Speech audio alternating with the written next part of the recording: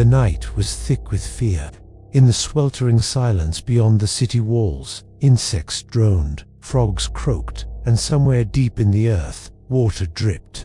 Above the mangled canopy of trees, the silhouette of siege towers loomed like obsidian specters.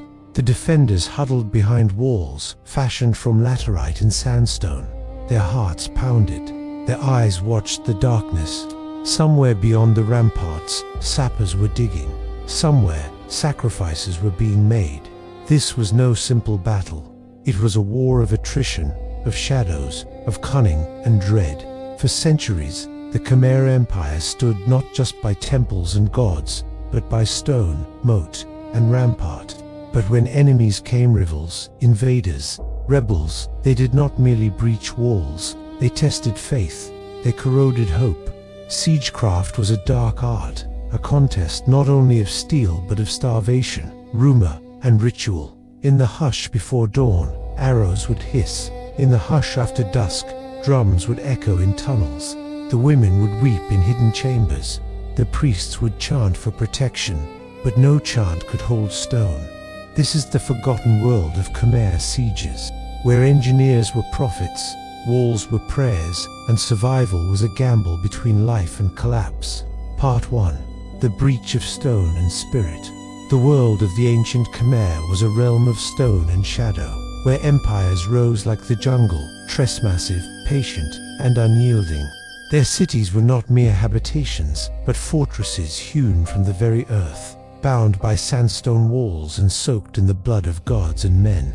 Siege warfare was not an abstract strategy. It was a brutal test of endurance, will, and cunning that could last moons, turning the vibrant pulse of life into a slow march towards starvation and madness. To understand the techniques of Khmer siegecraft is to peer into the dark heart of survival itself, where stone met spirit, and every battle was fought as much in silence as on the field. The Khmer's great cities, crowned by towering temples like Angkor, Tom and the Bayon, were protected by walls thick and high, often surrounded by moats wide enough to swallow the ambitions of an entire army. These water-filled trenches were more than defense. They were sanctuaries of cosmic balance, representing the oceans that encircled Mount Meru, the center of the Hindu universe. To breach these defenses was to defy the gods themselves. Yet, history was littered with stories of sieges where invaders clawed through the jungle to challenge Khmer might. The first technique employed in a Khmer siege was the slow suffocation, the blockade. Armies would encircle a city, cutting off supplies of rice, fish, and timber, knowing that the tropical heat would turn hunger into a weapon sharper than any blade. The defenders, trapped behind their walls, faced the creeping shadow of famine, their resolve tested daily as the once abundant granaries dwindled. In this realm, hunger gnawed not only at the body but at the spirit, whispers of surrender mingling with prayers for deliverance. Within the fortress walls, life became a ritual of survival. Women cooked the last grains of rice, grinding it into bitter flour, stretching thin porridge that filled bellies with cold comfort. Children huddled beneath wooden beams, eyes wide with fear, their bodies growing frail as days blurred into nights. Priests robed in saffron would conduct rites, burning incense and chanting mantras to Shiva and Vishnu, beseeching the gods to protect their homes from falling. The line between hope and despair was thin as the thread of a spider's web in the humid dawn. But sieges were never won by patience alone. Khmer engineers were masters of adaptation and innovation. When the blockade failed to break the spirit of defenders, the attackers turned to their war machines. Siege towers crafted from heavy teakwood, reinforced with iron bands and hidden beneath green camouflage, lumbered through the dense forest, each step a thunderous echo across the silent moat. These towers, sometimes as tall as the city walls themselves, carried archers who rained down arrows, their shafts whistling like death through the humid air. Battering rams, shaped like the heads of divine beasts, were pulled close to the gates, their massive frames swung with brutal force. The gates were not mere wood, but thick planks bound with bronze, tested to withstand flood and flame. The impact sent splinters flying and echoed like thunder. Within the walls, defenders hurled pots of burning oil, or hurled stones shaped by skilled hands, cracking bones and shattering bones as their cries pierced the night. Yet, even the mightiest machines could not always force a breach. Siege warfare demanded patience and cunning beyond the obvious assault.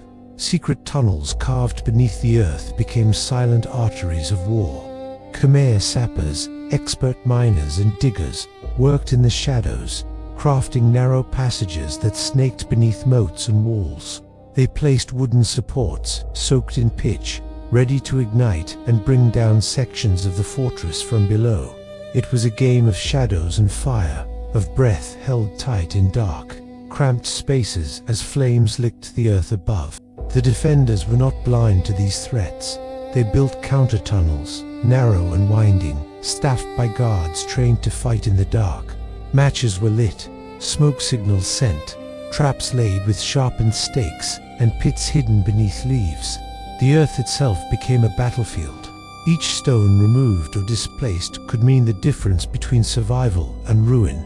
The rhythm of siege was one of attrition, where every night held the threat of collapse and every dawn was a fragile victory. Beyond the walls, the jungle whispered secrets to those who dared listen. Animal cries echoed through the thick undergrowth, mixing with the distant clang of armor and the rhythmic pounding of drums. War was a symphony, its movements choreographed by the unseen hand of strategy and ritual. The Khmer understood that battle was not just physical, but spiritual. Before launching an assault, priests led the armies to perform sacrifices on altars carved with the faces of gods and demons, invoking protection and wrath alike. Blood was spilled not only on the battlefield, but on stone altars, as offerings to please the gods who watched above. These rituals bound the warriors to a cosmic narrative, where victory was a reflection of divine favor and defeat a sign of spiritual failure. The psychology of siege was as important as the technology. Fear was a weapon wielded alongside arrows, and the chanting of priests was as vital as the clash of swords. The Khmer saw war as a dance with fate, where the spirits of ancestors could be invoked or banished by the will of kings and priests.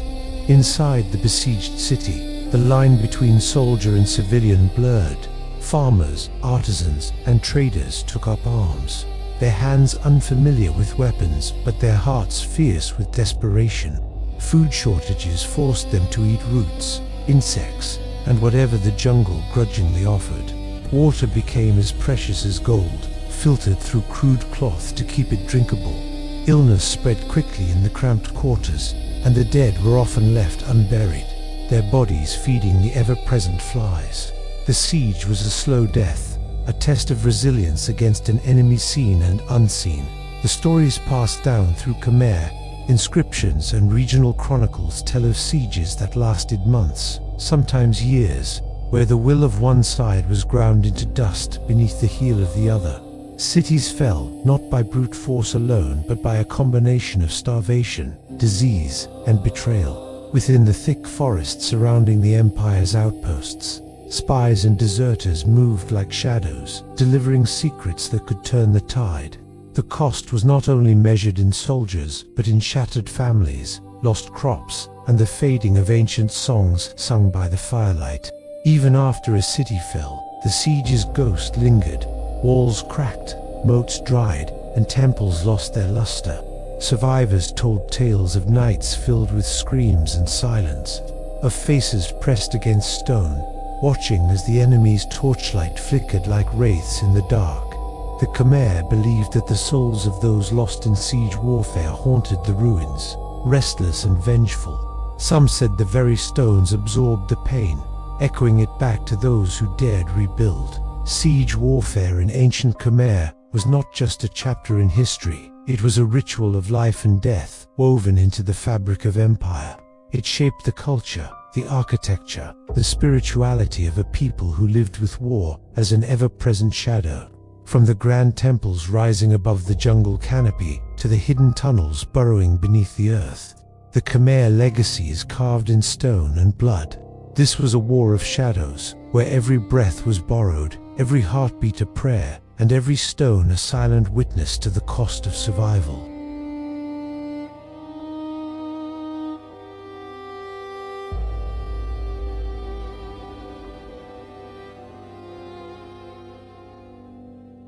Part 2. The Starvation, the Siege Rites, and the Hidden Tunnels. When the walls finally cracked and the gates splintered, the war did not end. The siege transformed into a haunting ordeal where survival itself became a ritual carved from desperation and shadows. The aftermath was a landscape where ghosts walked with the living, where the echoes of war mingled with chants from forgotten shrines, and where every breath was measured between hope and despair.